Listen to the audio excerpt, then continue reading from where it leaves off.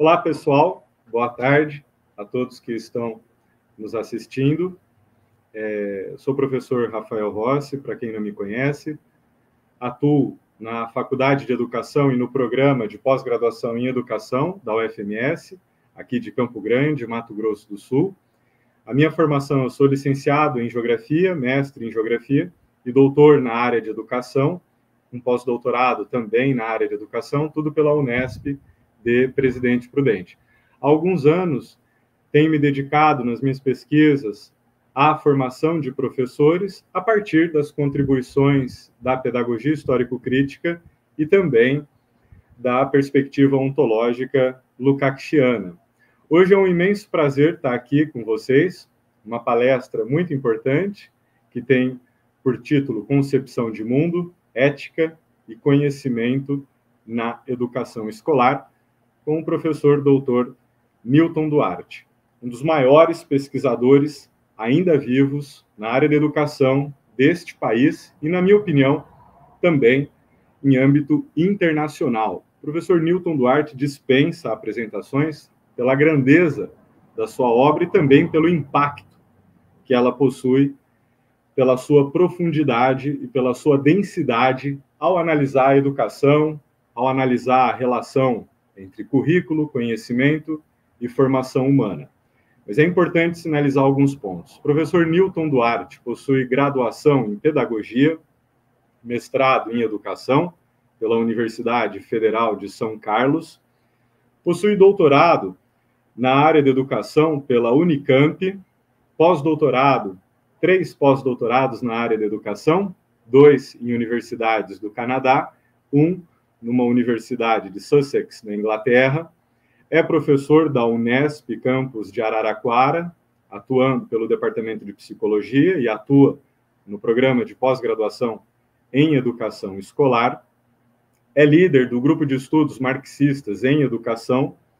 Portanto, é um dos autores que tem contribuído enormemente com essa teoria pedagógica que é a pedagogia histórico-crítica, que ajuda a gente a entender, com base na ciência, com base na realidade objetiva, para além das suas aparências, como que é o processo de formação humana, o que é específico desta dimensão social que nós chamamos de educação, qual é a importância da educação escolar nas nossas vidas, não é? Como que o embate entre as classes sociais se manifesta na educação escolar, no âmbito do conhecimento, dos currículos, da formação de professores. O professor Newton Duarte tem uma série de livros que nos ajudam a compreender de maneira crítica a realidade objetiva e o fenômeno educacional. Falo aqui da individualidade para si, crítica ao fetichismo da individualidade. Falo daquele livro que ele organizou com o professor Derneval Saviani, um grande mestre, um enorme pesquisador também na área da educação, não é? Pedagogia histórico-crítica e luta de classes na educação escolar. Falo de Vygotsky e as pedagogias do aprender a aprender, em que o professor Newton Duarte faz uma crítica muito séria, porém muito certeira, muito acertada, a respeito das apropriações ecléticas, que é feito da obra de Vygotsky, que não se predispõe a entender o método em que Vygotsky está trabalhando. E de alguns anos para cá, o professor Newton Duarte também tem se dedicado ao estudo da obra de maturidade daquele filósofo húngaro, faleceu em 1971, que é o professor George Lukács. Possui também uma enorme obra com explicações racionais, uma reflexão filosófica extremamente importante para a gente poder compreender como que se dá o processo educativo, né? Sem cair em idealizações, sem cair em romantismos de qualquer tipo ou de qualquer natureza, não é mesmo? Gostaria também de compartilhar com vocês, nós temos um grupo de estudos e de pesquisas, que é o GEF, Grupo de Estudos Fundamentos da Educação, e já deixo aqui o meu abraço para todos os meus orientandos que estão assistindo a gente nesse momento, que dispõem a fazer pesquisas remando contra a maré, porque é disso que se trata quando nós assumimos a pedagogia histórico-crítica, já que a pesquisa em educação e a formação de professores nesta sociedade capitalista não está apartada da luta de classes. Portanto, trabalhar a favor dos interesses essenciais dos trabalhadores é remar contra a maré, é ir contra a maior parte das teorias educacionais e pedagógicas que acabam caindo no relativismo, no irracionalismo pós-moderno, não é? Deturpando a integridade humana e contribuindo com toda sorte de alienações. Gostaria também de socializar com vocês uma notícia muito importante, um projeto que nasceu do nosso grupo de estudos, do GEF, que até o final do ano terá seus lançamentos, a editora Telos Educativa, uma editora sem fins lucrativos, que eu tenho a honra de anunciar aqui em primeira mão. O professor Newton Duarte faz parte do Conselho Científico da Telos Educativa. É uma editora que não tem fins lucrativos, empresariais, e que a nossa proposta é contribuir com a divulgação de pesquisas na área da educação, que trabalhem com teoria histórico-cultural, que trabalhem com a pedagogia histórico-crítica e com a abordagem ontológica lukácsiana. Os autores não pagam qualquer tipo de taxa ou de custo para publicar os seus livros, uma vez que eles são aprovados pelo nosso Conselho Científico. Todos os livros serão disponibilizados em formato digital, gratuitamente, para todo o público, estudantes de graduação, professores do ensino básico, da educação básica, professores universitários, para qualquer um poder realizar o download das obras de maneira gratuita, porque esse é o nosso compromisso, em socializar o conhecimento de uma maneira democrática, uma vez que a universidade pública ela é sustentada pelo trabalho da enorme classe dos trabalhadores, que sustentam e que ajudam a produzir essa sociedade que nós temos, né? Então, para mim, é uma imensa honra apresentar a vocês o professor Newton Duarte, e eu gostaria, antes de passar a palavra para ele, de trazer uma reflexão para vocês num livro muito importante do Lukács, que se chama Existencialismo ou Marxismo, em que o Lukács vai denunciar, vai criticar vários autores do existencialismo francês, da fenomenologia, e vai muito acertadamente permitir uma compreensão histórica do método em face e da filosofia em face das contradições da vida em sociedade. Nesse livro, o professor Lukács faz um elogio ao Lenin. E ele vai falar que a figura do Lenin era um exemplo muito importante de um humanismo, não é, combativo, de um humanismo no seu sentido mais forte, no seu sentido mais pleno. E eu estou convencido que esse mesmo humanismo combativo também perpassa toda a obra do professor Newton Duarte. Lukács vai falar que esse humanismo combativo engaja os homens na luta, no conhecimento e na conquista do mundo, e que trabalha, sendo ao mesmo tempo teoria e prática, para o nascimento do homem novo, com a totalidade humana reencontrada. Essa é uma importante lição que a gente pode aprender, dentre outras, com esse livro, Existencialismo ou Marxismo, do professor Lukács, e que eu tenho certeza que também esse mesmo humanismo combativo está presente nos textos, nas aulas, nas palestras, nas inúmeras contribuições que o professor Newton Duarte tem nos deixado como legado, e que tem impactado já uma série de pesquisadores. Mais uma vez, desejo a todos boa tarde, agradeço o professor Newton Duarte, agradeço o apoio do PPGEDU, Programa de Pós-Graduação em Educação, em realizar este evento, em oportunizar esta tarde de debate, outros momentos que já tivemos também com outros pesquisadores. Gostaria de deixar também registrado, o professor Newton Duarte tem uma fala de 40 minutos. Ao final da sua palestra, nós iremos ler as 4 primeiras perguntas que chegarem até nós para que o professor Newton possa respondê-las. Mais uma vez, boa tarde a todos, boa palestra. Professor Newton Duarte, é com o senhor agora. Muito obrigado. Obrigado, Rafael. Obrigado pela tão elogiosa a introdução e apresentação. Uma boa tarde a todas e todos que estão participando desta atividade. É para mim uma satisfação bastante grande participar deste evento, promovido pela Universidade Federal do Mato Grosso do Sul. Eu espero que todas vocês e todos vocês estejam bem, desejo o mesmo para seus familiares e amigos, neste contexto de pandemia, pelo qual ainda passamos, né? É bom enfatizar, a pandemia não terminou, a pandemia ainda está ceifando vidas, ainda está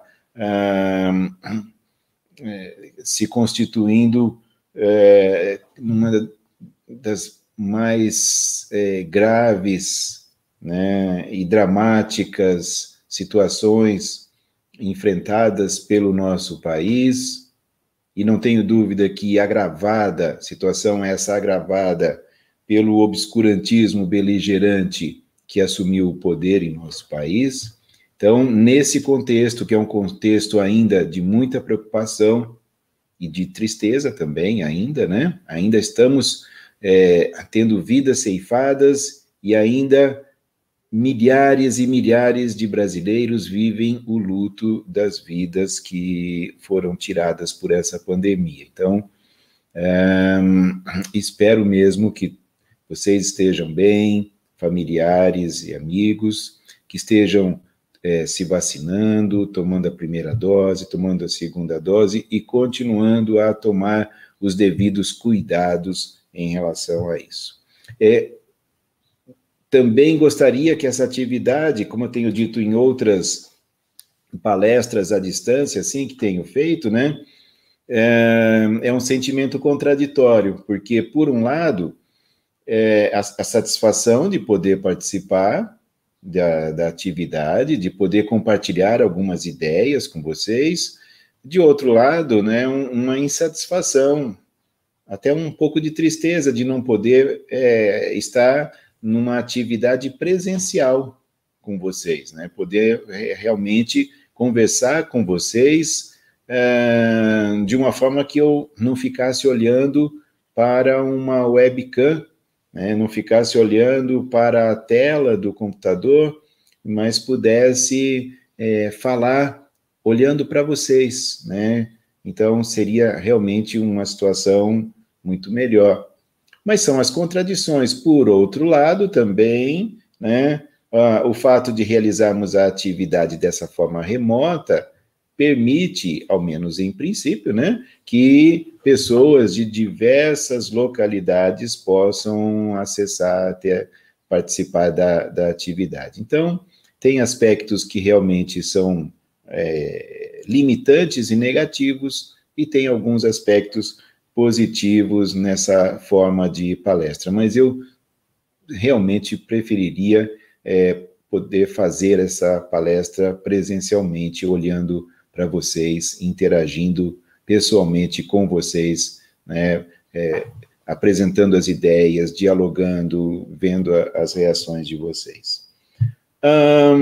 Também quero dizer da minha satisfação, né, com esse anúncio que o professor Rafael fez, do lançamento da editora Telos Educativa, e fui convidado para participar do seu conselho científico, que aceitei com muita satisfação, e também dizer que artigos meus que vocês queiram acessar, assim, gratuitamente, claro, eles são encontrados nos sites das revistas, né, etc., mas eu tenho procurado reunir esses artigos também em uma página para um website, né, numa página, para facilitar ainda mais o acesso. Então, se vocês digitarem no Google ou em algum outro sistema de busca, Newton Duarte Academia, encontrarão lá essa página, e nessa página vocês encontram a maior parte dos meus artigos. Também, se quiserem acessar vídeos de palestras minhas, tenho procurado reunir, né, eu reuni a maior parte dos vídeos num canal no YouTube. E para vocês localizarem esse canal, tem um jeito aí que é certeiro. Vocês procurem pelo título de uma canção de minha autoria, intitulada Quando Vier a Aurora. Aí vocês procuram Quando Vier a Aurora, e vocês, então, encontrarão essa canção, e aí encontrarão o meu canal no YouTube, no qual vocês terão acesso a palestras que tenho dado aí nos últimos tempos. E também ainda, falando de divulgação, né, antes de eu dar início aí ao tema da palestra, permitam-me divulgar o lançamento de um livro, juntamente com o professor Dermeval Saviani, que é esse livro aqui, Conhecimento Escolar e Luta de Classes, a Pedagogia Histórico-Crítica contra a Barbárie. É um livro que acaba de ser lançado, né, pela editora Autores Associados, e muito me honra participar desse livro com o nosso mestre, professor Dermeval Saviani. E pela mesma editora, saiu também agora a segunda edição deste meu livro, Os Conteúdos Escolares e a Ressurreição dos Mortos, um livro que foi lançado em 2016 e agora teve a sua segunda edição. Fiz alguns pequeninos acertos de redação, mas é essencialmente o mesmo livro, apenas a segunda edição. Então, feita a divulgação, passemos para o tema da nossa palestra de hoje, né? Concepção de mundo, ética e conhecimento na educação escolar. É um tema que tenho procurado explorar de várias formas, em vários textos, publicações, palestras, etc. Já começo dizendo que a abordagem que dou a esse tema, né, concepção de mundo, ética e conhecimento na educação escolar, que é uma abordagem totalmente fundamentada no marxismo e no interior da educação, né, do campo das teorias pedagógicas, a pedagogia histórico-crítica, como vocês todos sabem, é a corrente pedagógica na qual estão inseridos meus trabalhos, para a qual eu tenho procurado contribuir aí durante toda a minha carreira, toda a minha trajetória, e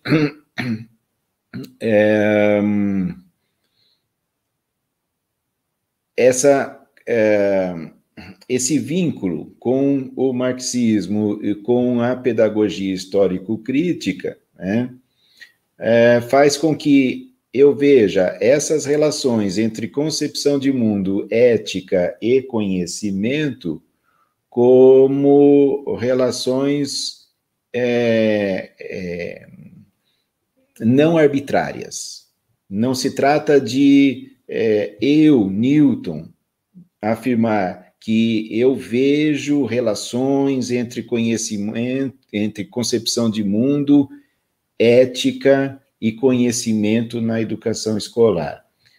É mais do que isso. Essas relações existem. Existem, independentemente de nós termos plena consciência da existência dessas relações, independentemente de como nós olhemos para essas relações. Em primeiro lugar, elas existem. As relações entre concepção de mundo, ética e conhecimento na educação escolar sempre existem. Entretanto, se nós tornarmos essas relações mais conscientes para nós mesmos, se nós, então, analisarmos essas relações, se nós compreendermos essas relações, nós poderemos trabalhar a concepção de mundo, conhecimento e ética na educação escolar de forma consciente. Trabalhar essas relações dando-lhes uma direção que, de fato, seja coerente com aquilo que queremos defender para a nossa sociedade, para a formação das pessoas, para a educação, para nossas pesquisas também em educação. Então, tornar conscientes relações que existem entre concepção de mundo, ética e conhecimento na educação escolar. E para fazer isso, né, o professor Rafael já indicou, né, autores com os quais trabalhamos, perspectivas, mas vou acrescentar também aí Antônio Gramsci. Então, é claro, Marx, Engels, Lukács, Demerval Saviani, mas acrescentarei também aí Antônio Gramsci como um autor bastante importante, um autor fundamental nessas reflexões que tenho feito.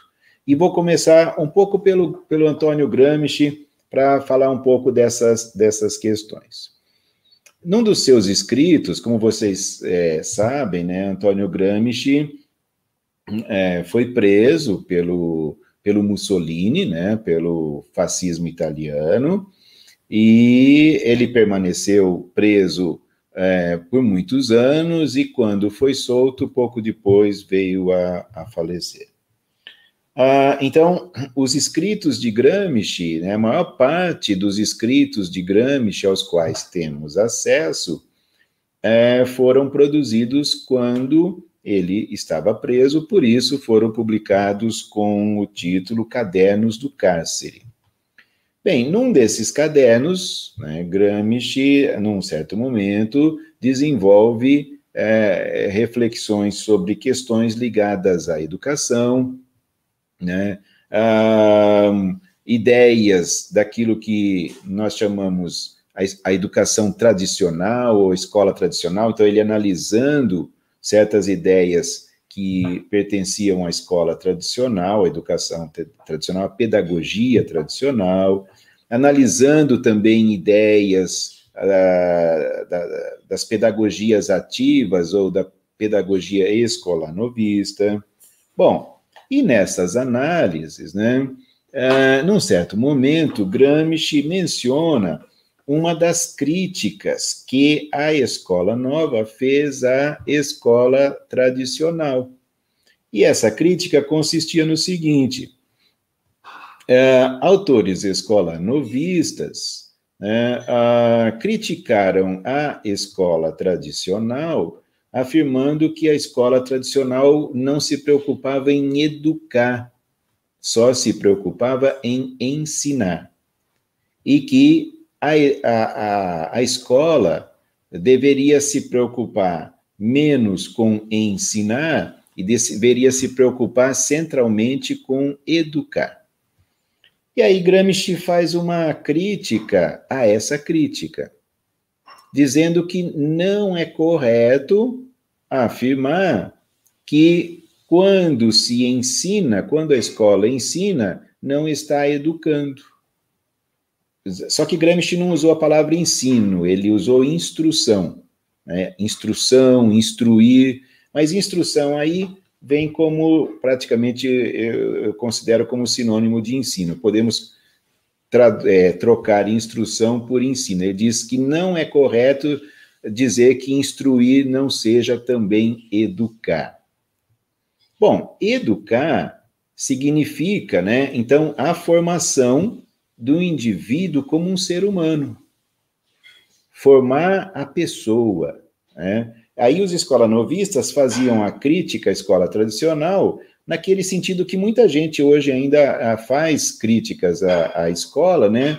Dizendo que a escola tradicional era conteudista, só se preocupava em ensinar conteúdos e não se preocupava em educar. E aí Gramsci analisa que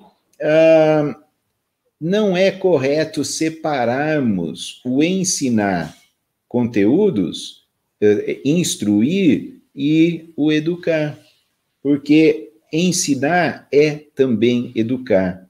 Ensinar é formar, é desenvolver as pessoas.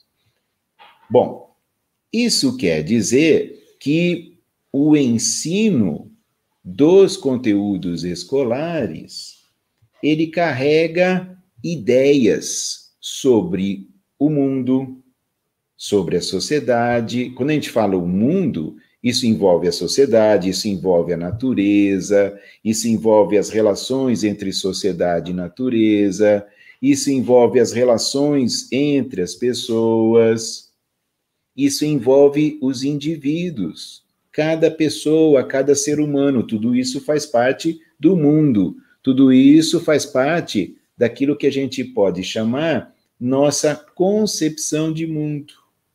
Nossa concepção de mundo é a visão que nós temos do que seja a natureza, do que seja a sociedade, do que sejam as relações entre sociedade e natureza, do que sejam as relações sociais e do que, como cada um de nós vê a si próprio como um indivíduo, como pessoa. Tudo isso, a vida humana, nossa visão do que seja a vida humana, tudo isso faz parte do que nós podemos chamar concepção de mundo. Pois bem, os conteúdos escolares, então, na visão de Gramsci, eles também transmitem uma visão de mundo. O conhecimento, ele não é neutro em termos de concepção de mundo. E, aliás, né, isso está contido na maneira como Marx analisou a sociedade capitalista e analisou a história humana, não só Marx, Engels, Lukács, Gramsci, Vygotsky, Lenin, Saviani, enfim.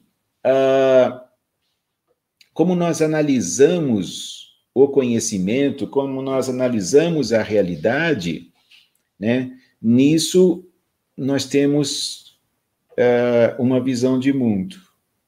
Só que também, numa outra passagem, Gramsci analisa a necessidade dessa visão de mundo que cada um de nós tem desenvolver-se no sentido de se tornar consciente para o próprio sujeito. O sujeito, a pessoa, se tornar consciente da sua visão de mundo. Então, e aí Gramsci afirma que, à medida que o sujeito vai se tornando mais consciente da sua visão de mundo, e ele vai fazendo isso nas suas relações com o mundo, com a sociedade, ou seja, com a realidade externa a ele, ele vai se tornando também mais consciente de si mesmo. Então, o autoconhecimento e o conhecimento da realidade caminham juntos. A busca de transformar a realidade exterior caminha junto com o processo de autotransformação. O desenvolvimento da concepção de mundo caminha junto com o posicionamento que o sujeito vai assumindo, as posições, as decisões, as tomadas de posição que ele vai assumindo em relação à realidade. Então, nós temos aí um processo que envolve o quê? Envolve a ética, porque envolve o sujeito conhecer a realidade, envolve conhecer a realidade como algo que está em movimento esse do qual nós participamos, né? Porque nós, seres humanos, fazemos parte da realidade, e nós, tanto individual como coletivamente, somos ao mesmo tempo produtores e produtos da realidade, por meio da nossa prática social. Então, nós vamos conhecendo essa realidade em movimento, da qual nós fazemos parte, e nós vamos nos posicionando em relação a ela. E aí, isso envolve a questão da ética. Envolve nós assumirmos determinados valores como orientadores das nossas ações. Exemplo, para não ficar assim muito abstrata a minha análise. A visão de mundo pró-capitalista, que a gente chama aí, às vezes, de neoliberalismo, né, como sendo a visão pró-capitalista contemporânea, a visão pró-capitalista tem como um princípio seu, fundamental, o de que a competição é um valor a ser cultivado pela sociedade. Que a competição seria algo extremamente positivo, que promoveria o desenvolvimento. Então, para a visão de mundo capitalista, a competição, a concorrência entre as pessoas, entre os grupos, entre os grupos econômicos, entre as empresas, entre os indivíduos, a competição é saudável, é positiva, é necessária, é ela que impulsiona o desenvolvimento. Isso faz parte de um valor ético burguês, um valor ético capitalista. A ideia de que a competição é o motor do desenvolvimento. Trazendo isso para a educação, então, é a ideia de que a educação é um processo no qual serão selecionados os melhores. Esses melhores serão considerados mais talentosos, mais inteligentes, mais criativos, mais esforçados, enfim, uma série aí de atributos considerados positivos, né? Então, eles serão selecionados, e é sempre importante a gente ter claro que nessa ótica da competição existem os vencedores. E se existem os vencedores, existem os perdedores. Essa é a lógica ética, é a ética do capitalismo. Os vencedores são vencedores porque fizeram por merecer.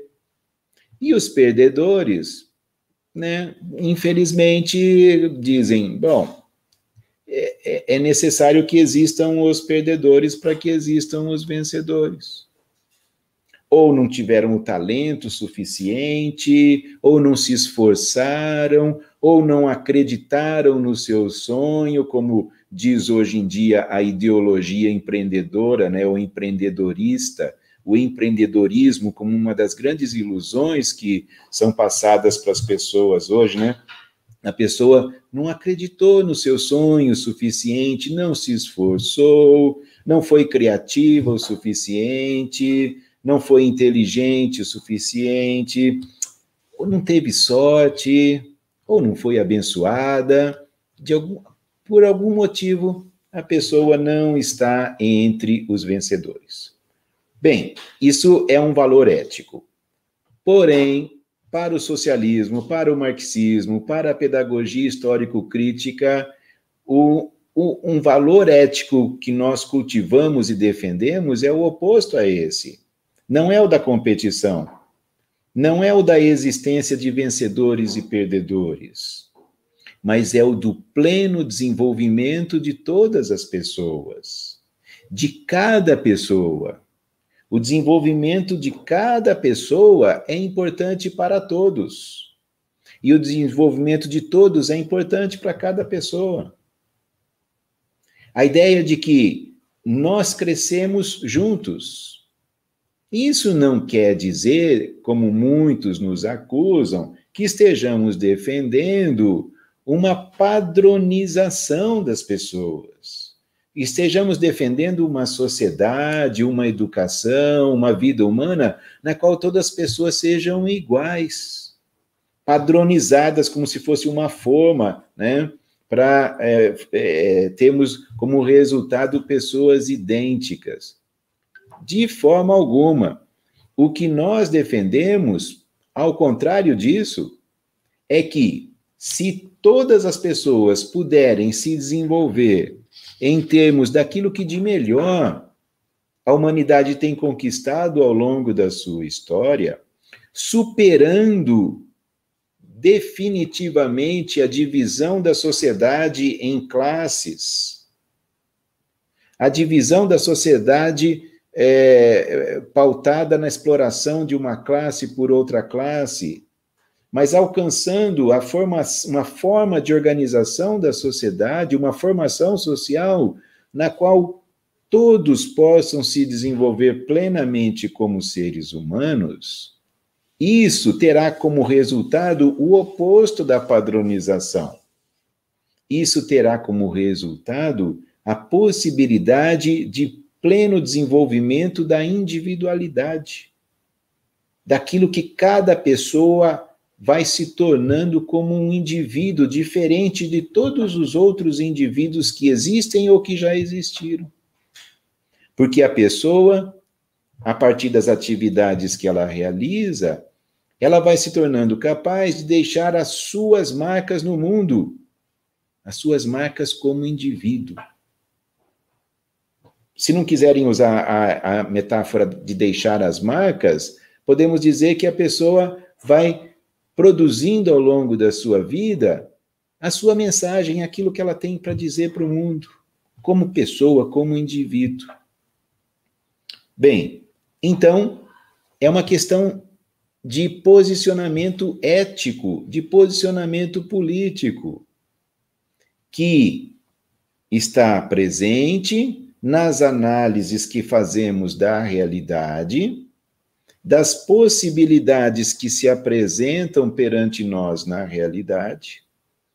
E aí nós temos claramente as relações entre conhecimento, ética e concepção de mundo.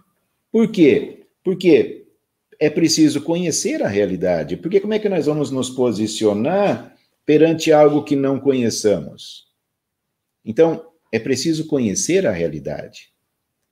E conhecendo a realidade como um movimento que gera possibilidades, nós nos posicionamos em relação a essas possibilidades, em relação a esse movimento. E quando eu falo de nós nos posicionamos, estou falando de ações coletivas.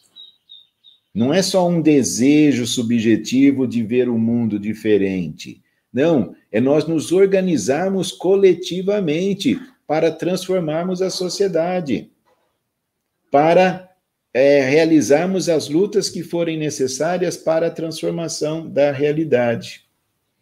E a educação escolar entra nisso, porque, afinal de contas, o conhecimento não é uma construção subjetiva individual. Conhecimento é uma construção histórico-social, uma construção da humanidade. E cada indivíduo precisa se apropriar das conquistas do conhecimento já alcançadas ao longo da história, para que a pessoa possa, sim, claro, dar as suas contribuições à continuidade do processo humano de busca de conhecer a realidade, mas essas contribuições se façam com mais possibilidades, né, de avanços a partir da apropriação do existente.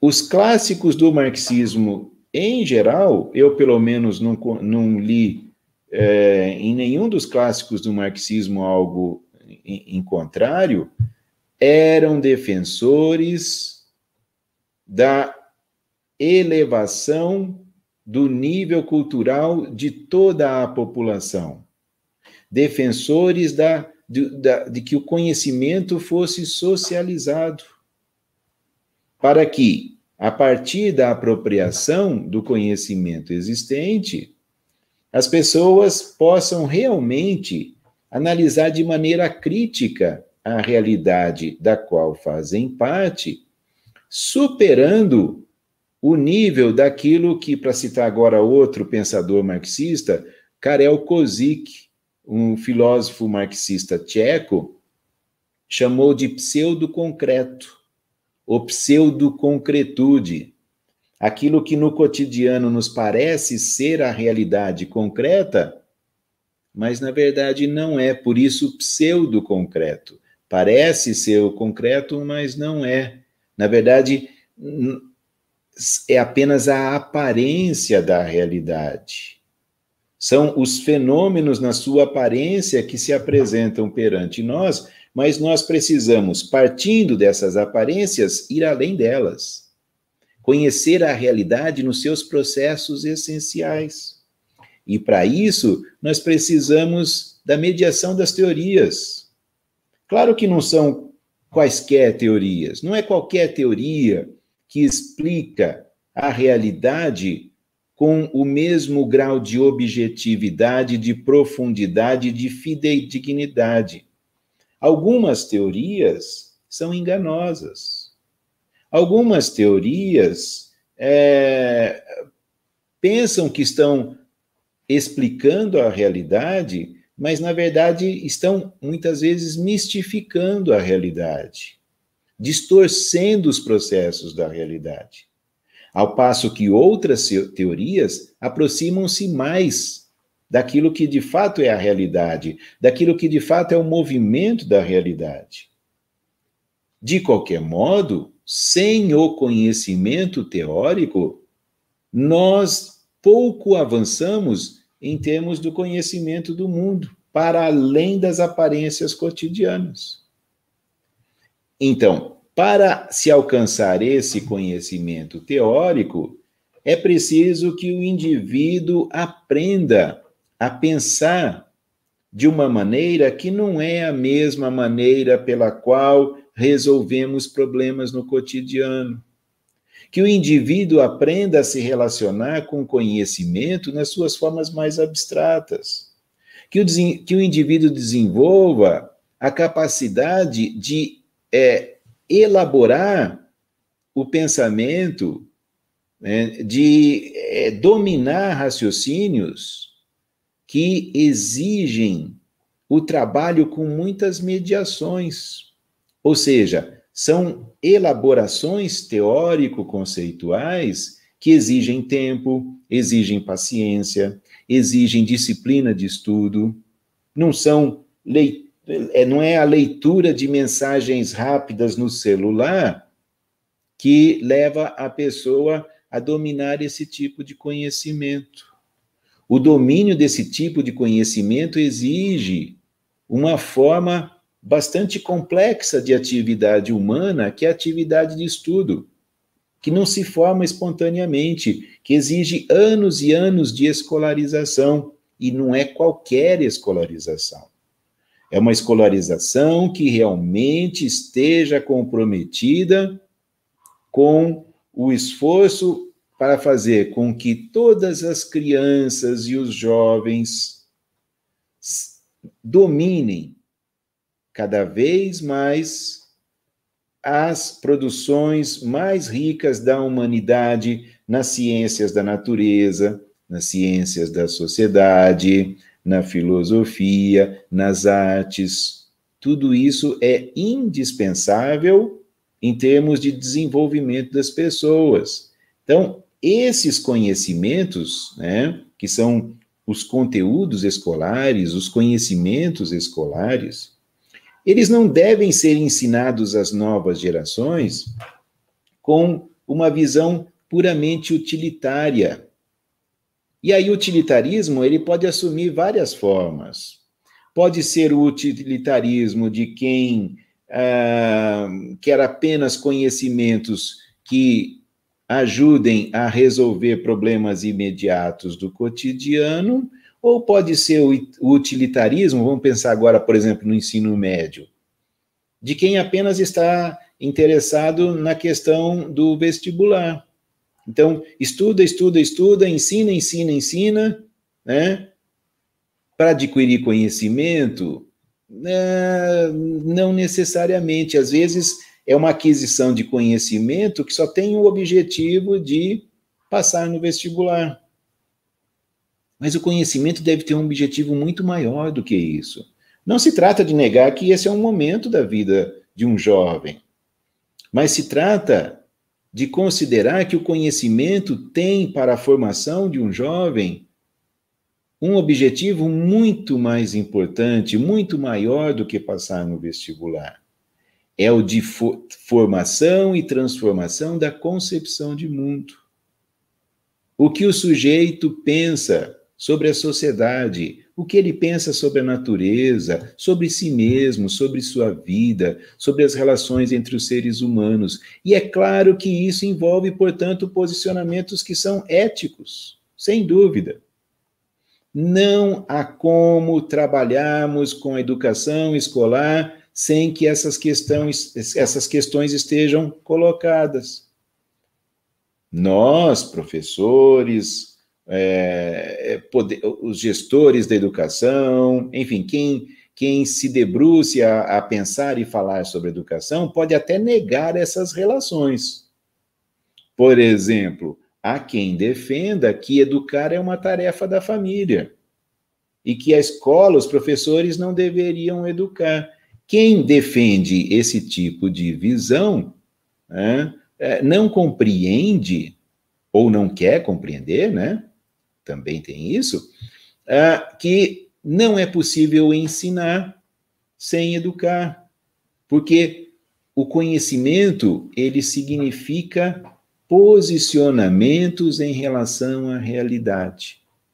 E quando eu digo posicionamentos em relação à realidade, eu quero dizer que esses posicionamentos existem, mesmo que a pessoa que lida com o conhecimento faça todo o esforço para não olhar para o que está acontecendo no mundo, não se posicionar em relação ao que está acontecendo no mundo, como se essa pessoa, que pode ser um cientista, pode ser um professor, como se essa pessoa, né, então, acreditasse que ela possa se dedicar só àquele pedacinho, aquele fragmento do tipo de conhecimento com o qual trabalha, né, nunca estabelecendo as relações entre esse conhecimento e a história humana, as lutas humanas, os dramas humanos, os desafios e os dramas e desafios e problemas que se colocam para a humanidade nos dias de hoje. Como é possível, por exemplo, alguém trabalhar com ciências da natureza sem assumir posições em relação à história das relações entre sociedade e natureza? Porque nós, seres humanos, fazemos parte da natureza e da sociedade. E nós precisamos pensar nos dias de hoje, com muita seriedade, o que a sociedade na qual nós vivemos está fazendo em termos de destruição da natureza. Só que a sociedade na qual nós vivemos tem nome.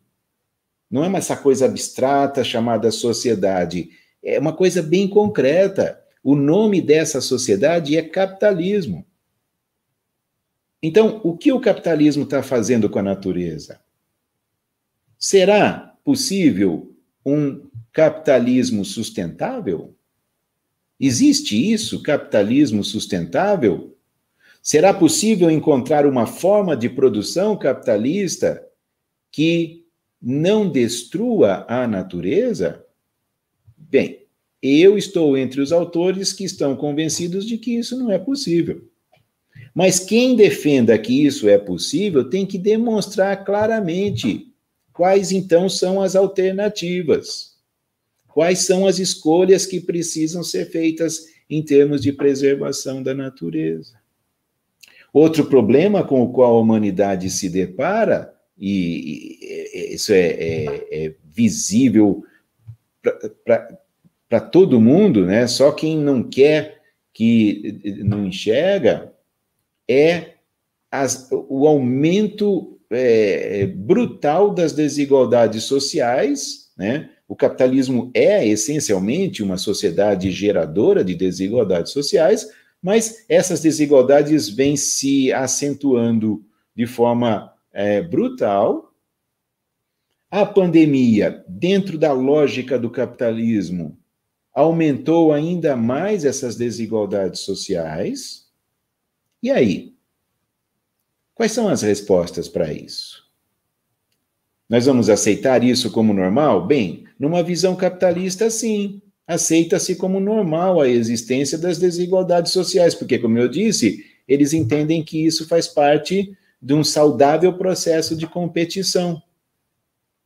Pois isso é desumano. Isso é profundamente desumano. Não há nada que justifique, do ponto de vista humano, que pessoas passem fome. E pessoas estão passando fome. E estão passando fome porque nós estamos numa sociedade capitalista. E nessa sociedade capitalista, comida, alimento é mercadoria. Não se produz alimento pensando-se que as pessoas não passem fome. Se produz alimento para se obter lucro. É mercadoria. É a lógica do capital. O desemprego cada vez maior, o subemprego, o emprego precário, o aumento, o acirramento, o aprofundamento da exploração do trabalho humano. São problemas que nós enfrentamos na realidade contemporânea. O aumento da violência em escala global, mundial. Bem, então, quando a gente fala de conhecimento, o conhecimento não é uma coisa puramente instrumental. Conhecimento não é só para sabermos como resolver um problema bem fragmentado, bem parcial. Existem, sim, é claro, na sociedade, na vida humana, os problemas que a gente precisa resolver, que são problemas pontuais, que demandam solução, sim. Mas quando a gente fala em conhecimento na educação escolar, nós estamos falando do desenvolvimento da visão de mundo das pessoas. É isso que nós precisamos considerar quando, por exemplo, discutimos sobre currículo. Vejam as reformas curriculares que têm sido feitas na educação brasileira nas últimas décadas.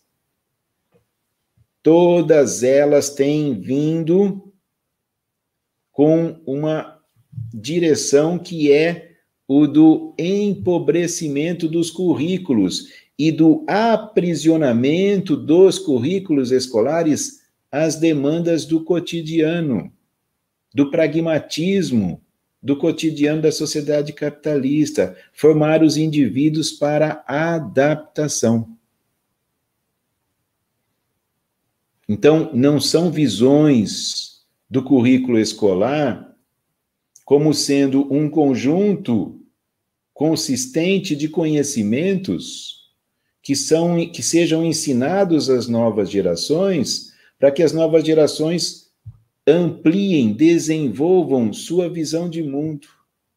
Mas são conhecimentos que são ensinados, ou que se entenda que os alunos devam construir por si próprios, como parte meramente de um processo adaptativo.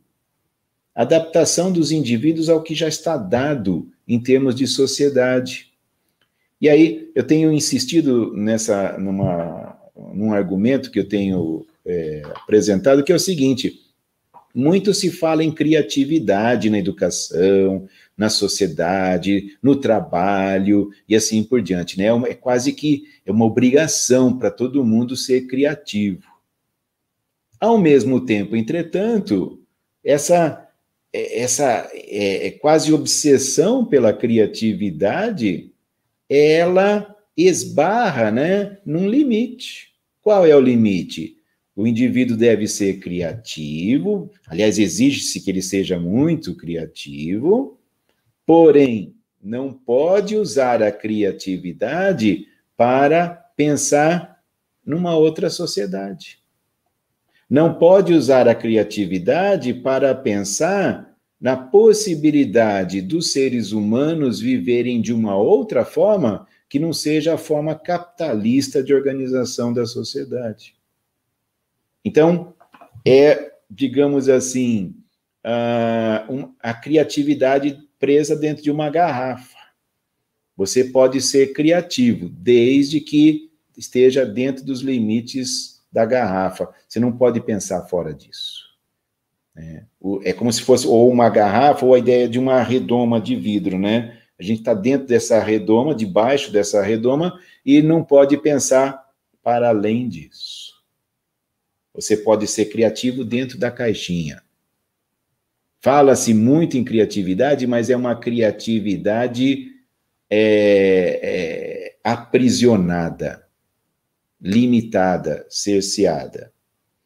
Então, quando nós pensamos em conhecimento para a educação escolar, né, eu entendo que não tem como separar de concepção de mundo e também da questão da ética, do posicionamento ético-político em relação ao mundo, à vida, à sociedade.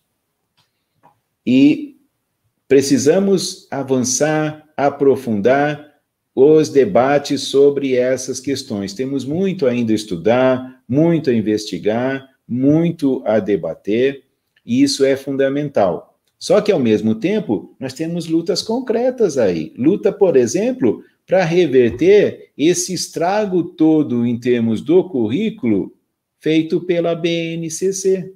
Porque a Base Nacional Comum Curricular não veio para avançar, fazer um avanço nos currículos escolares. Veio, na verdade, para produzir um retrocesso, um cerceamento, uma alienação dos currículos escolares. Também temos que lutar contra essa ideia que agora estão querendo nos convencer de que o ensino remoto é um avanço.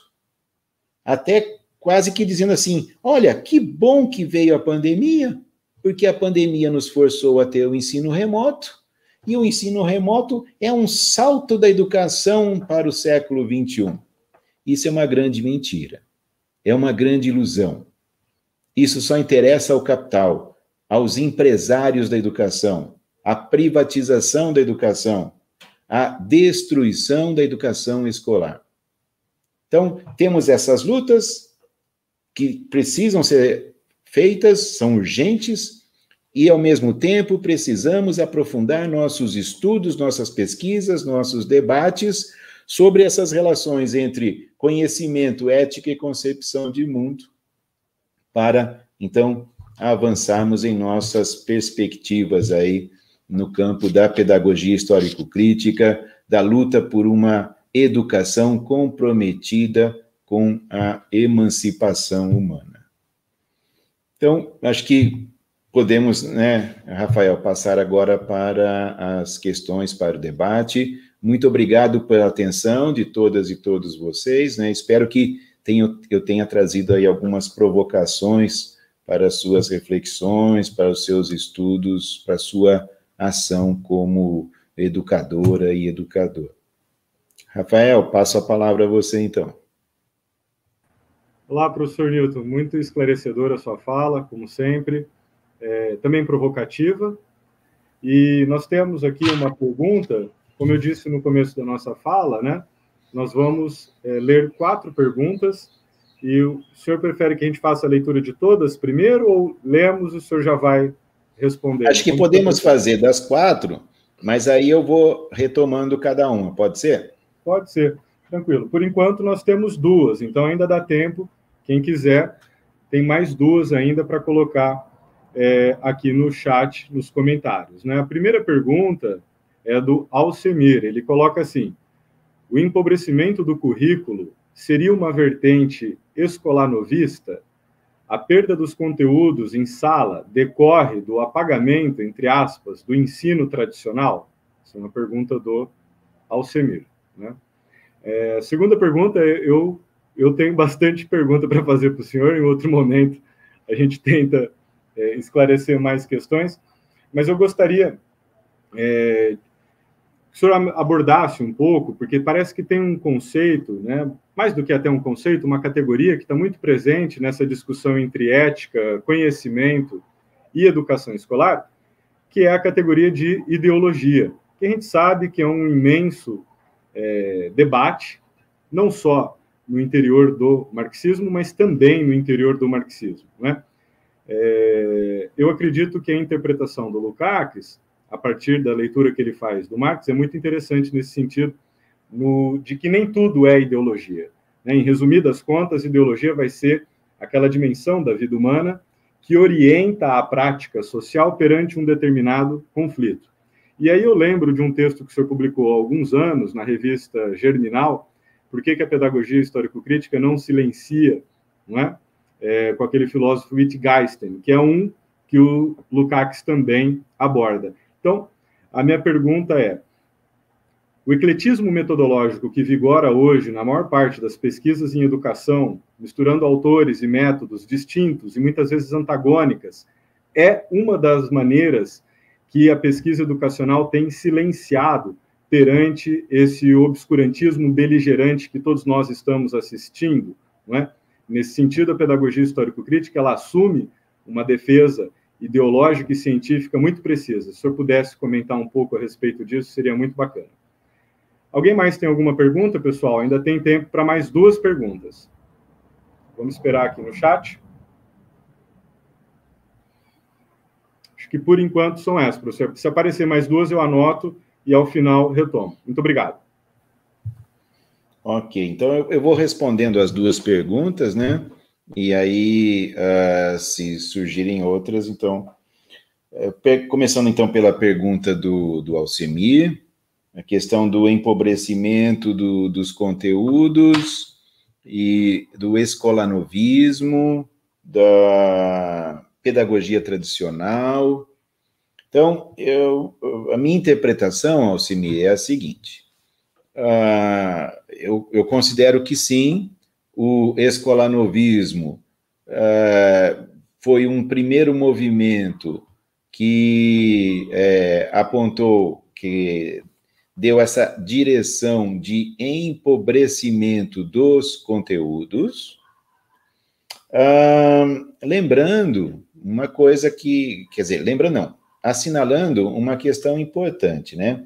A escola tradicional, naquilo que poderíamos chamar, na sua forma mais desenvolvida, na sua forma clássica, né?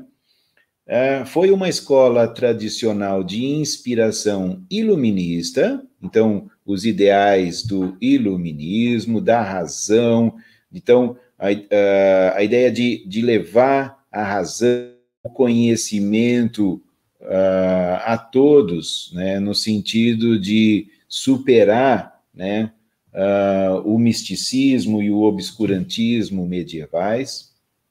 Só que essa ideia, essa, digamos, forma clássica da educação escolar, da pedagogia tradicional, não se universalizou.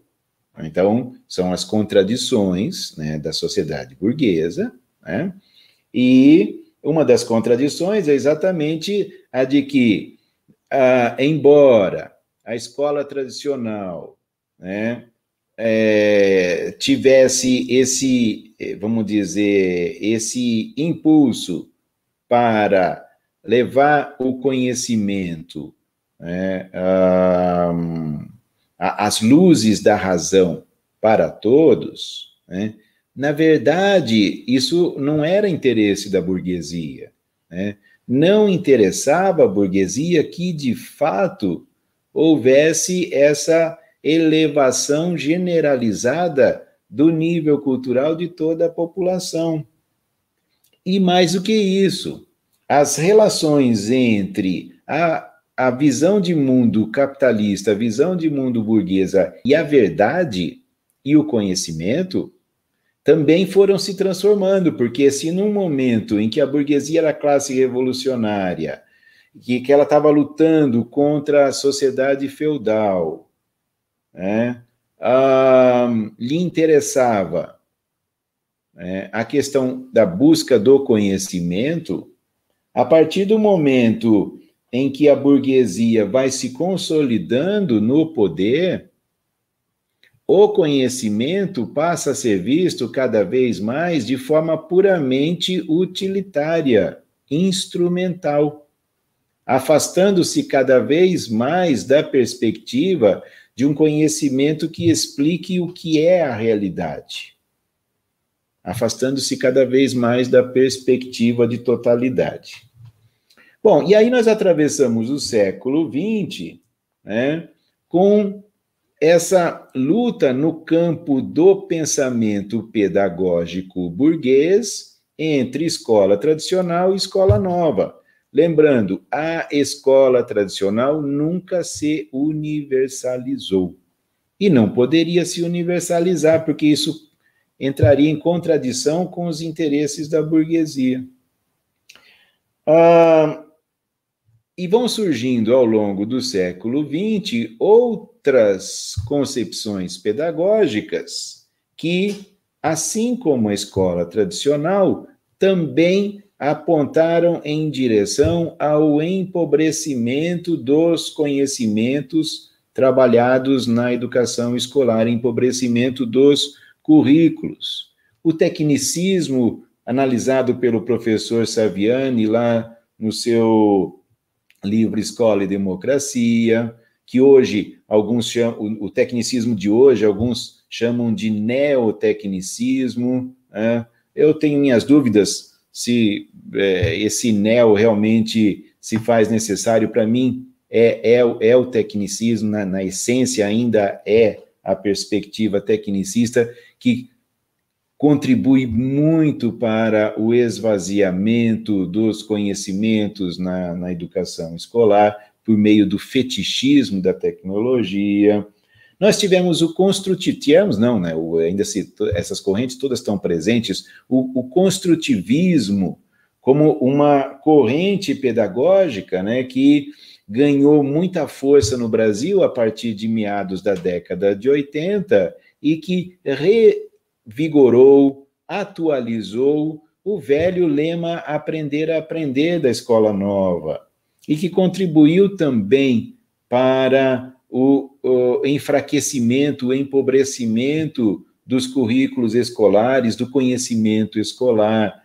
Nós temos a pedagogia das competências, essa pedagogia altamente alienante, que é a referência fundamental, em termos de teoria pedagógica, da Base Nacional Comum Curricular, a BNCC. E a pedagogia das competências também é altamente destrutiva em termos dos conhecimentos escolares. Nós temos, enfim, um conjunto de concepções pedagógicas que eu tenho analisado em meus textos, nos cursos que dou, nas aulas, palestras, e que eu tenho chamado as pedagogias do aprender a aprender. Então, é um termo que eu uso assim, bem amplo, que abriga todas essas correntes pedagógicas. E eu incluo aí nesse grupo também o multiculturalismo, que é muito cultuado por uma parte considerável do pensamento educacional de esquerda, mas que contribui significativamente para o esvaziamento dos currículos. Então, é toda uma concepção que realmente leva a um empobrecimento dos currículos, e tudo isso está relacionado ao que eu chamo de universo ideológico neoliberal e pós-moderno. é uma mistura de ideias neoliberais e pós-modernas que acabam se transformando no norte que orienta teorias pedagógicas, visões de educação, políticas educacionais, proposições curriculares, proposições didático-metodológicas, visões sobre formação de professores. Veja o estrago enorme em termos de visão de formação de professores, trazido pela corrente que eu chamei de pedagogia do conhecimento tácito, ou epistemologia da prática, que se apresentou como muito progressista, avançada, inovadora, e, na verdade, contribuiu, isto sim, para o empobrecimento, o esvaziamento, a desvalorização do conhecimento teórico na formação de professores. Aí vem a questão do Rafael, né? A questão do ecletismo metodológico e o silenciamento, né? Assim, há uma ideia aí bastante difundida em educação, nem sempre explicitada, às vezes ela é explicitada, às vezes não, de que uma boa atitude pedagógica seria uma atitude eclética, que a professora ou o professor devem ser ecléticos. Então, uma hora usa uma técnica, outra hora usa outra técnica, mas a técnica, sim, na verdade, eles chamam de método, né? Então, usa um método, usa outro método, usa uma ideia, usa outra ideia, e sem fazer uma análise consistente, que verifique o que exista de positivo e de negativo em diferentes técnicas didático-metodológicas, o que exista por detrás de determinadas proposições do trabalho, né, de sala de aula, do trabalho nas escolas, né? É quase como se o pensamento pedagógico fosse uma prateleira de supermercado, né? E aí fosse um supermercado, e aí dependendo do que eu vou fazer para o jantar, eu passo lá no supermercado e vou pegando os produtos na prateleira, e aí eu, né, inclusive de acordo com o meu estado de espírito, eu posso pegar um, pegar outro, né? Isso não é assim que se caracteriza o trabalho educativo. O trabalho educativo, ele precisa ter coerência, ele precisa ter consistência, porque se trata da formação de seres humanos, se trata da nossa visão do que é a formação de seres humanos e qual é o papel da escola nessa formação dos seres humanos. Se trata da nossa visão de quais conhecimentos são fundamentais para formar as novas gerações e como fazer com que esses conhecimentos venham a ser aprendidos, dominados pelas crianças e pelos jovens. Isso não quer dizer que nós vamos adotar uma atitude arrogante, dogmática, que não queira saber o que as diversas perspectivas de educação estão defendendo, estão trabalhando, estão analisando. É importantíssimo, sim, nós conhecermos, analisarmos, debatermos, mas a partir da relação indissociável entre aquilo que se proponha em termos didático-metodológicos e os fundamentos, as referências das várias teorias pedagógicas, das várias concepções. E a partir disso, então, a gente se posicione em relação à visão de conhecimento, de sociedade, de ser humano que as concepções defendem. E o Rafael tem razão, né? Nós temos procurado fazer isso na pedagogia histórico-crítica. Também é preciso dizer que nem sempre, né, nem todos os autores que se apresentam no interior da pedagogia histórico-crítica explicitam com a mesma profundidade seus posicionamentos filosóficos, políticos, né? às vezes, existem aqueles que tentam ver a pedagogia histórico-crítica de uma maneira um tanto, vamos dizer, simplificada, né? Mais ou menos assim, bom, deixa eu ver lá os passos do método, como é que eu preparo a minha próxima aula para dar esses passos do método. Mas não é isso não é pedagogia histórico-crítica. Pedagogia histórico-crítica significa, por exemplo, a gente pensar por que ensinar determinados conhecimentos. O que deve constituir, deve fazer parte do conhecimento escolar. A pedagogia histórico-crítica vincula-se, sim, a uma visão de mundo, de sociedade, de história. Então, não se trata de um método da pedagogia histórico-crítica que possa ser aplicado, acoplado a qualquer conteúdo, a qualquer assunto a ser estudado na escola. Não. Adotar a pedagogia histórico-crítica significa também se posicionar em relação ao conhecimento e dizer quais conhecimentos devem ser ensinados e por que devem ser ensinados. O ecletismo seguramente não é algo que contribui, né, para uma educação escolar na perspectiva da emancipação humana. Mas é algo que interessa a quem queira uma educação escolar cujo objetivo seja só formar indivíduos adaptados ao status quo. Por isso que o Rafael disse que lembrou aí um texto que eu escrevi, né, sobre a importância da concepção de mundo para a educação escolar, e aí eu pus como subtítulo daquele artigo: por que a pedagogia histórico-crítica não endossa o silêncio de Wittgenstein? Porque Wittgenstein foi um filósofo que afirmou que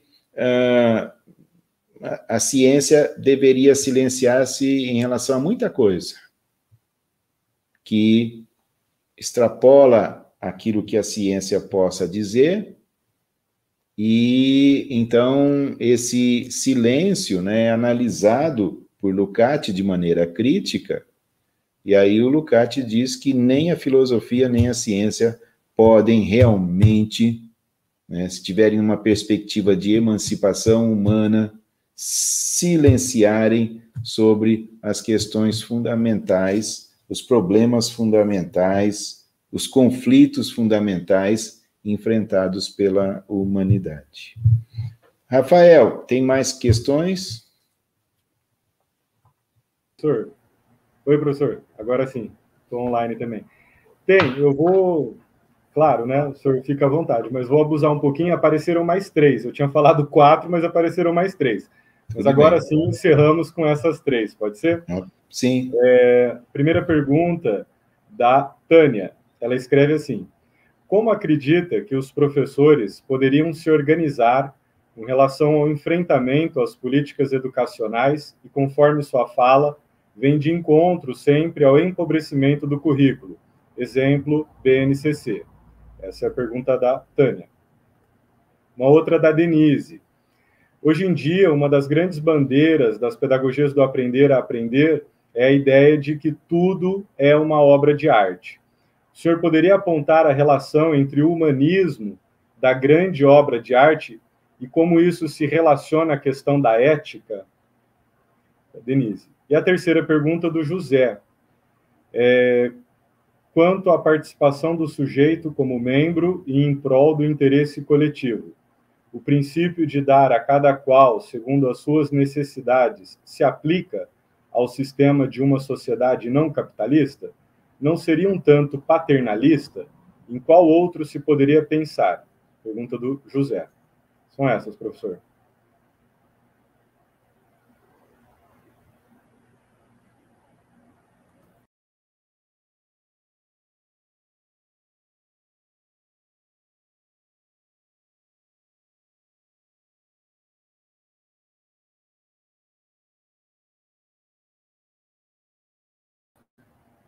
Professor, eu acho que o microfone está desligado. Tá, desculpa, esqueci Então, vou começar respondendo a pergunta da Tânia e já me desculpando, né, que a minha resposta talvez seja um pouco frustrante. Como os professores podem se organizar para lutar contra esse empobrecimento, esse esvaziamento da educação escolar? Eu não tenho resposta para isso, Tânia, né? Porque eu penso que essa resposta deve ser construída coletivamente. Como os professores devem se organizar é algo que nós, professores, devemos buscar coletivamente. Mas para nós nos organizarmos coletivamente com o objetivo de lutarmos contra o empobrecimento da educação escolar e defendermos uma educação escolar que realmente trabalhe os conhecimentos humanos nas suas formas mais ricas, mais desenvolvidas, nessa perspectiva de transformação da visão, da concepção de mundo das novas gerações, né? Primeira coisa, é preciso que nós, educadores, nós, professores, concordemos com essa visão. Porque muita gente não concorda com essa visão. Não concorda com a ideia de que as pedagogias do aprender a aprender tragam empobrecimento para a educação. Muita gente não concorda com a ideia de que a educação à distância seja empobrecedora da educação. Muita gente não concorda com a ideia de que o objetivo da escola seja a socialização do conhecimento nas suas formas mais ricas. Então, Tânia, eu estou um passo antes, um passo atrás do que você está me perguntando, né? Eu faço tudo o que eu posso para convencer o máximo de pessoas, o máximo de educadores brasileiros, principalmente, é claro, que nós precisamos travar essa luta, que nós precisamos nos organizar, que isso é um problema seríssimo.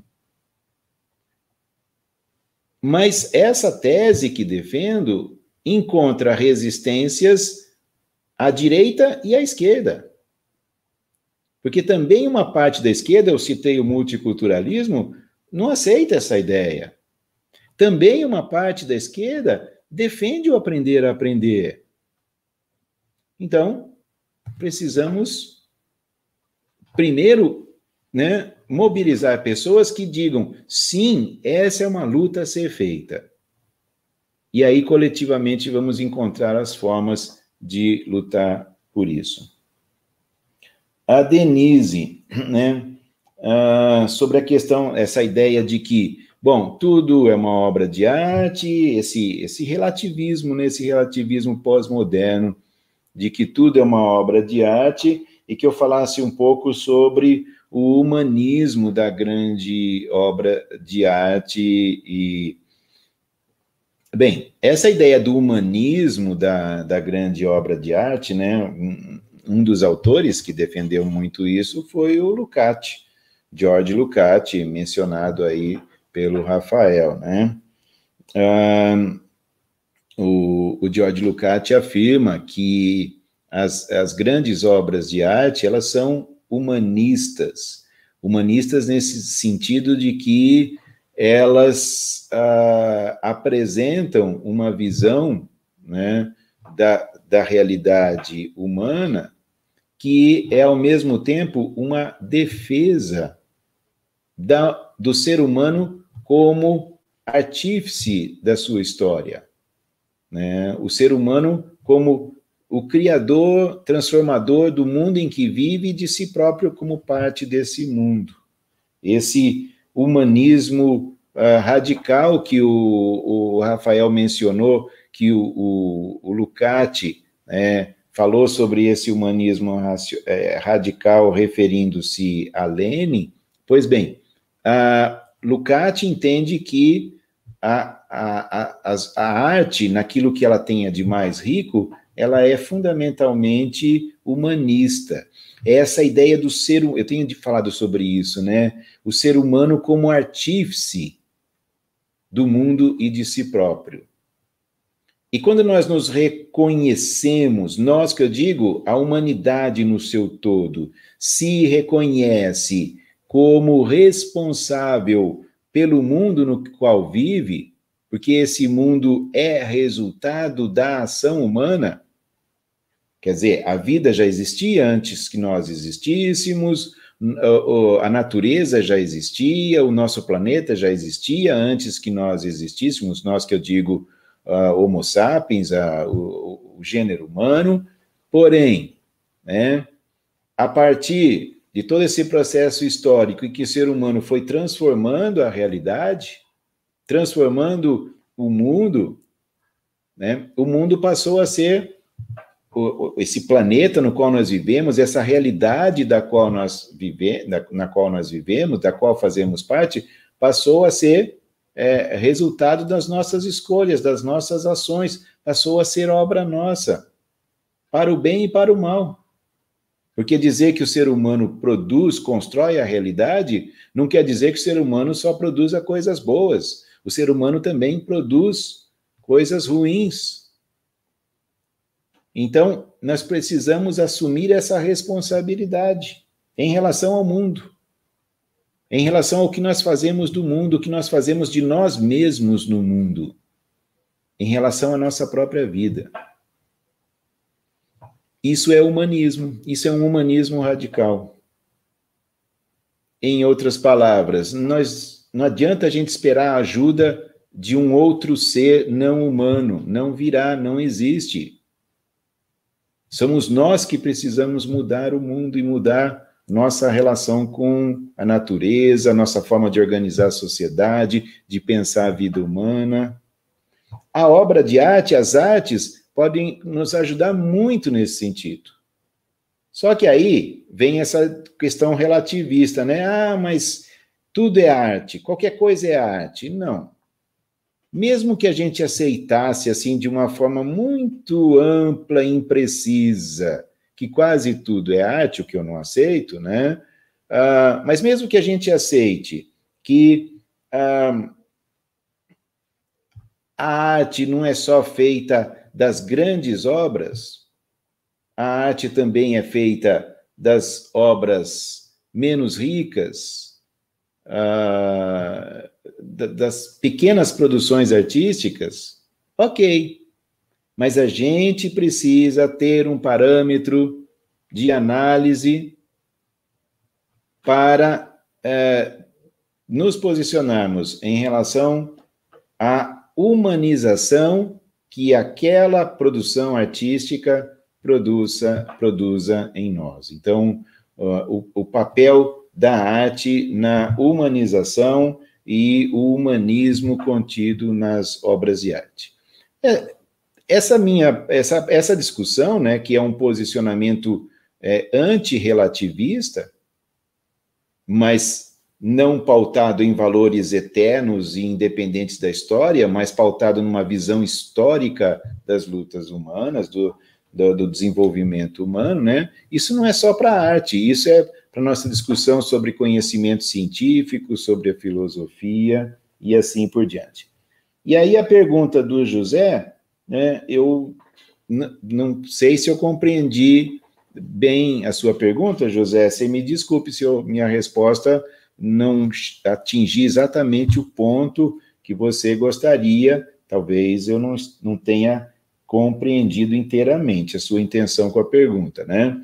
Mas a ideia de que, porque tem você se referiu àquela afirmação de Marx, de que a sociedade comunista seria a cada um segundo suas necessidades e de cada um segundo suas possibilidades.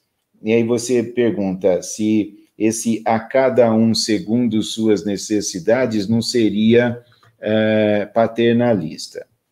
Bom, eu entendo que não é paternalista, porque não se trata da ideia de que o indivíduo vai ficar na sombra e água fresca, parado, né, só esperando que, então, todas as suas necessidades sejam satisfeitas, de forma alguma, porque tem a segunda parte da formulação, de cada um segundo suas possibilidades. Então, trata-se de todos se envolverem, né, no esforço para que a realidade na qual nós vivemos, né, seja uma realidade que valorize a dignidade da vida humana e que busque o desenvolvimento pleno de cada ser humano. Essa é a primeira parte da minha resposta à sua pergunta. A segunda parte é a seguinte, essa questão das necessidades, porque na própria obra de Marx, no meu entender, existe uma visão sobre o caráter histórico das necessidades humanas. E uma possibilidade de interpretação do que possa vir a ser uma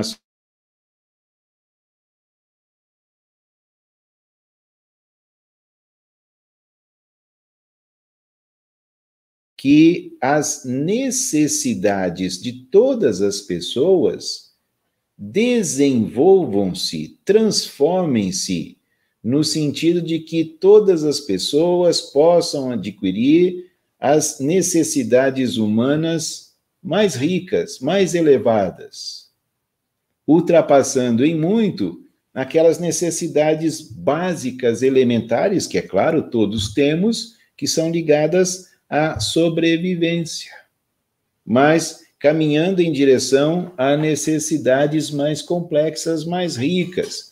E eu tenho defendido isso em termos de educação, que a educação, ela não deve ter por objetivo apenas atender às necessidades que os indivíduos já trazem do seu cotidiano. Porque não podemos nos esquecer que esse cotidiano é o cotidiano da sociedade capitalista. É um cotidiano fortemente alienado.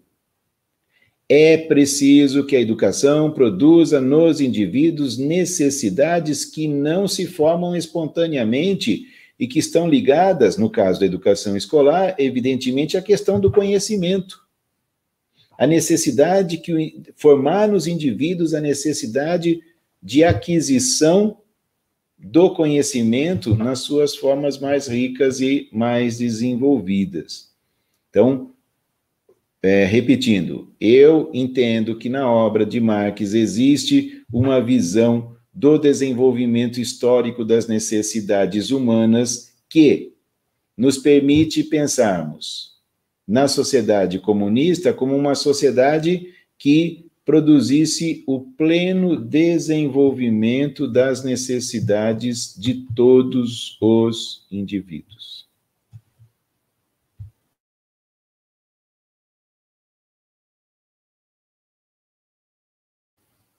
Rafael, eu acho que eu respondi aqui as 3 questões. Professor Newton, muito boas suas respostas. É sempre um enorme convite, né? Todas essas reflexões nos abre a possibilidade de aprofundar o estudo e o debate, né? Não só da sua obra, mas também desses autores, professor Derneval Saviani, professora Lígia Márcia Martins, e os grandes clássicos, não é? Que a gente tem no método, né? O Marx, o Gramsci, o Lukács, e tantos outros. Mas foi uma tarde muito esclarecedora, para nós uma honra, ainda bem que isso fica registrado, que a gente pode assistir de novo e refletir mais. A gente sabe que a sua agenda é muito apertada, então, mais uma vez, obrigado por ter aceito participar desse momento aqui conosco. Obrigado, pessoal técnico do PPGEDU, que nos auxiliou todos esses dias também, ao PPGEDU de maneira geral, e todo mundo que está participando aqui, que assistiu, colocou suas perguntas, seus comentários. Muitos parabéns ao professor. Então, é isso que eu teria a dizer. Mais uma vez, então, boa tarde e muito obrigado, professor.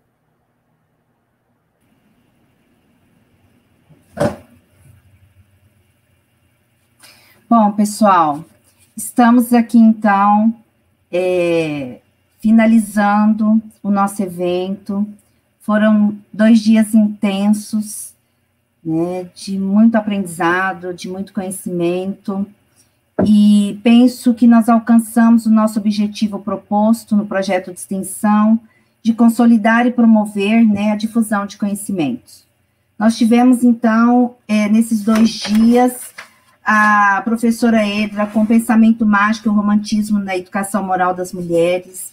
Tivemos um diálogo com as pesquisas, né, com a professora Marilda Faz, Sofrimento, Adoecimento de Docentes, a Precarização do Trabalho no Ensino Superior. A professora Flávia Inês, mostrando os resultados da sua pesquisa, Bem-Estar e Mal-Estar Docente, o conhecimento produzido em pesquisas brasileiras. Tivemos também, dentro desse diálogo de pesquisas, a professora Suzana Lopes, com as práticas educativas e diferenças, significados de educação étnico-racial para docentes. Tivemos hoje de manhã o professor Salamão Raj, com a formação de professores do campo frente às novas e velhas políticas implementadas no Brasil, resistência em debate. E tivemos agora o professor Newton, com a concepção de mundo, ética e conhecimento na educação escolar. Foram 2 dias de grande aprendizado, 2 dias de produção mesmo de conhecimento, de provocação, de reflexão. Todos eles trouxeram inúmeras contribuições aos pesquisadores do programa, aos pesquisadores da linha, aos nossos alunos, alunos do curso de pedagogia, da licenciatura em educação do campo, do mestrado e doutorado, nossos colegas e componentes dos nossos grupos de pesquisa. Agradeço imensamente as minhas colegas de linha por participarem na organização, na condução, em todos esses dias do evento. Agradeço à professora Fabiane Tavares, coordenadora do programa, por nos possibilitar esse espaço, e agradeço imensamente a todos que participaram, acreditaram no evento, estão aqui, com certeza não sairão os mesmos. E eu termino aqui também agradecendo a Liliane, que esteve aí nos bastidores o tempo todo nos auxiliando, né, durante esses 2 dias, e quero agradecer, então, deixando aqui um pedacinho, assim, de Guimarães Rosa, pensando nesses 2 dias e no que tudo isso, né, nos possibilitou ao ouvir os professores, as perguntas que os alunos fizeram, que os participantes fizeram, as trajetórias de vidas contadas aqui pelas professoras. Foram tantos momentos especiais que eu vou me apropriar aqui de Guimarães Rosa. Sussurro sem som, onde a gente se lembra do que nunca soube.